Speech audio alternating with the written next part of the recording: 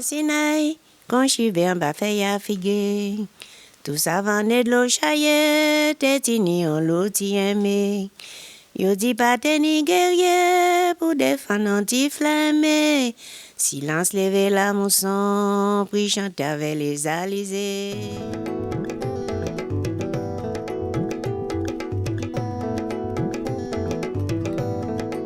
Alors quand on parle d'urbanisme, d'architecture ou d'aménagement général de la Guadeloupe, on ne peut pas partir de ce que nous voyons aujourd'hui. On est obligé de repartir de 1635 à peu près, ce qui correspond aux premiers aménagements qui sont installés sur l'île. En fait, c'est la Compagnie des îles d'Amérique qui va établir les premiers aménagements en installant les trois piliers, c'est-à-dire l'armée, l'église et les colons. Et en 1848, on est à la date de la libération, de l'abolition de l'esclavage. Les employés n'appartiennent plus à l'usine. L'usine, Gardel, Darboussier, Beauport, qu'importe, car c'est partout le même schéma. Les propriétaires et les cadres sont blancs et les ouvriers qui produisent la richesse sont noirs. La culture de la canne chez nous est liée à l'instauration de l'esclavage, car les colonies avaient pour vocation essentielle de fournir du sucre à la France et à l'Europe. Et donc le premier réflexe, c'est d'en sortir. Donc en sortir comment ? Ceux qui ont un métier, qui ont eu la chance d'être formés à un métier particulier dans l'usine vont pouvoir partir. Certains vont même voyager. C'est le cas de ce qu'on appelle les nègres à talent, qui savent faire de la chaudronnerie, de la ferronnerie, de la charpente, etc. Alors que ceux qui ont juste coupé la canne, replanté, etc., n'ayant pas de qualification particulière, tout ce qu'ils vont faire, c'est sortir des limites de l'usine et s'installer le long des routes, en chapelet. C'est ce qu'on retrouve aujourd'hui dans le paysage, ça n'a pas changé, c'est Sainte-Marie, La Boucan, Caranguaise, etc. Donc tous ces chapelets de maisons installées de part et d'autre de la route, c'est juste le premier mouvement, je dirais, d'aménagement par les esclaves qui sont sortis de l'usine. Le 12 septembre 1928, la Guadeloupe est frappée de plein fouet par un terrible cyclone qui cause d'énormes dégâts à Pointe-à-Pitre. Une déferlante traversant la baie envahit les îlots de la Rade, tuant les malheureux qui s'y sont réfugiés et échoue les bateaux jusque dans les rues de la ville. Au total, la commune déplore des centaines de morts.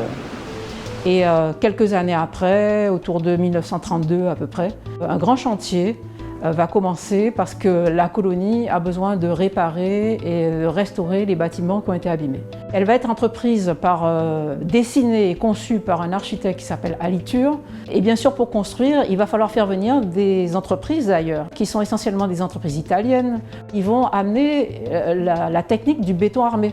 En 1946 arrive peu de temps après. Et là, c'est l'installation du département, donc la colonie devient un département, et bien sûr, il faut aussi que le département s'installe.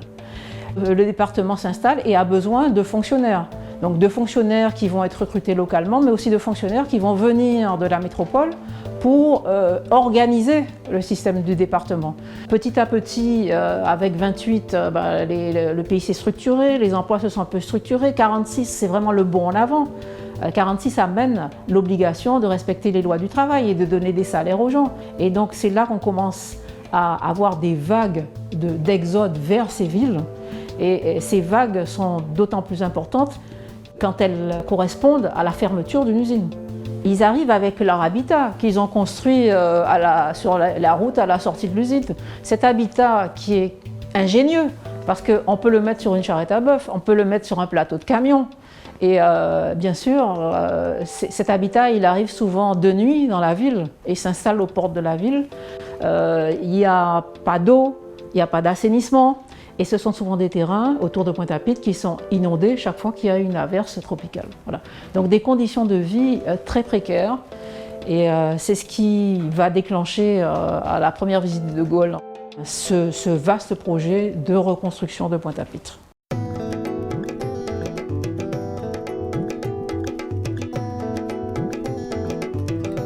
En 1956, le général de Gaulle vient en Guadeloupe. Alors il est accueilli dans l'euphorie générale, évidemment, en tant que libérateur de l'Hexagone, auquel les Daumiens ont participé.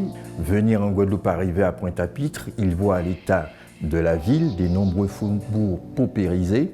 Et donc pour lui, ça, ce n'est pas acceptable. Alors, on va adapter à Pointe-à-Pitre l'urbanisme corbusien, hérité de Édouard de Charmeret, dit Le Corbusier, qui est basé sur la séparation des fonctions urbaines, à savoir les 4 fonctions urbaines, se loger, on se loge dans une ville, on y travaille, la fonction travailler, on se déplace aussi, et on a tendance à l'oublier, on se détend aussi dans une ville.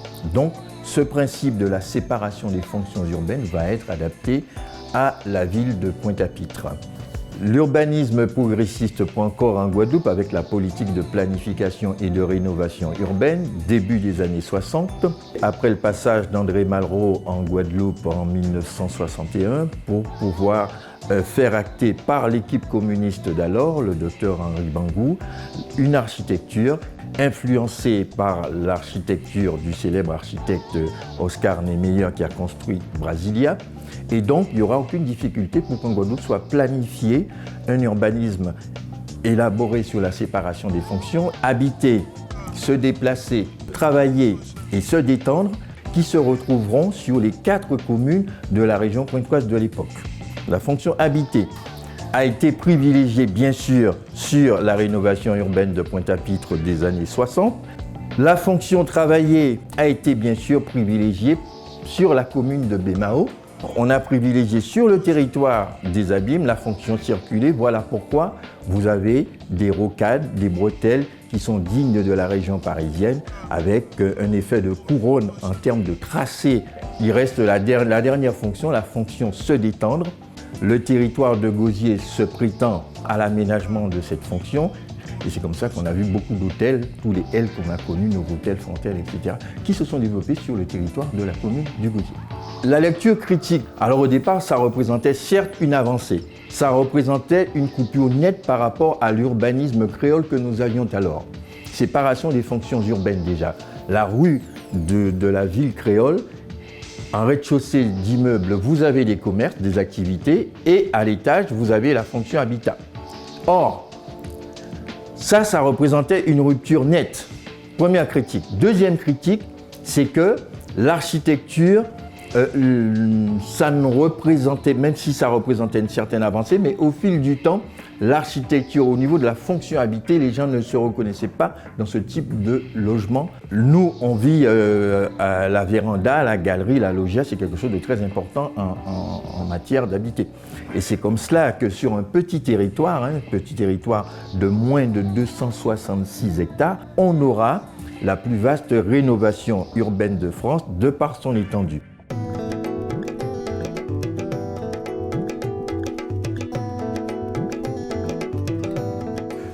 Donc je suis arrivé en 72 avec le maire Henri Bangou, évidemment aux commandes de la ville de Pointe-à-Pitre, très volontaire, très autoritaire entre guillemets, sachant ce qu'il voulait, et c'était très clair. Il fallait garder sa population sur son territoire, qui était restreint, de moins de 300 hectares. Il fallait éventuellement, si possible, augmenter cette population en accueillant tous les gens qui arrivaient de la ruralité et qui cherchaient des boulots bien mieux payés. Donc c'était un travail technique extrêmement complexe, avec évidemment la dimension sociale ou sociologique d'accueillir des gens, non seulement des travailleurs simplement, mais avec leur famille. Donc, assurer l'école, par exemple l'école primaire pour les enfants, assurer les services médicaux, des choses comme ça. Donc, beaucoup d'enjeux, si vous voulez, indirectement ou collatéralement liés à la rénovation urbaine. Si vous voulez, le volume de population concerné, non seulement les gens de Pointe-à-Pitre, plus le territoire autour des Abîmes qui était sous l'attractivité de Pointe-à-Pitre, c'était autour de 100 000 personnes. C'est-à-dire, à l'époque, c'était énorme. Mais surtout, il n'y avait pas d'autres régions, si vous voulez, qui concentrent en Guadeloupe une telle attractivité. Mais c'était comme ça. Oui. Alors, concernant le bâti lui-même, un bâti, c'est fait à l'usage de quelqu'un, en général.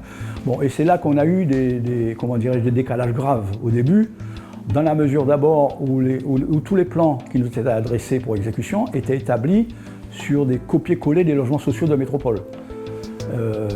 C'est-à-dire, entre autres, par exemple, la loggia était interdite. J'ai même le souvenir qu'on a eu à une époque un plan où nous avions envoyé du chauffage.